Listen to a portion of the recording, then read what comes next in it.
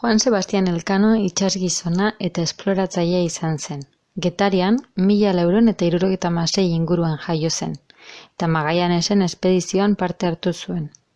Gaztetan marinela izan zen Espainian, Frantzian eta Italian, arrantzalea eta merkataria ere bai. Soldadu ere izan zen eta Italiako gerretan borroka egin zuen. Algeriako eraso batean ere parte hartu zuen. Gero Magallanesen ontzidiarekin bat egin zuen. Lehenik mendeko ofiziala izan zen, baina geroago Concepción ontzidiaren Magallanesen 5 ontzien maisua izan zen. Elkarrekin Hego Amerikako bidea aurkitu zuten eta Filipinetaraino nabigatu zuten.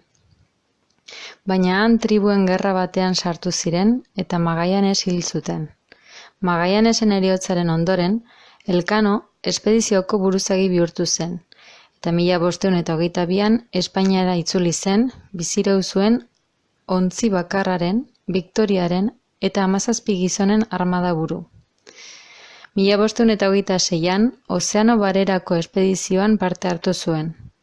Espedizio horren xedea uharteak kolonizatzea zen.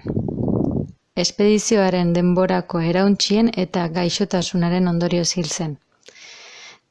Jende askok uste du Elkano izan zela munduari bira eman zion lehena, baina ez da egia. Lehena, gizon malasiar bat izan zen. Espainiara esklabu joan zen eta Magallanesen espedizioan eraman zuten. Bere izena ez dakigu, baina espedizioa Malasiara heldu zenean, bere herria antzeman zuen eta itsasontzitik ihes egin zuen.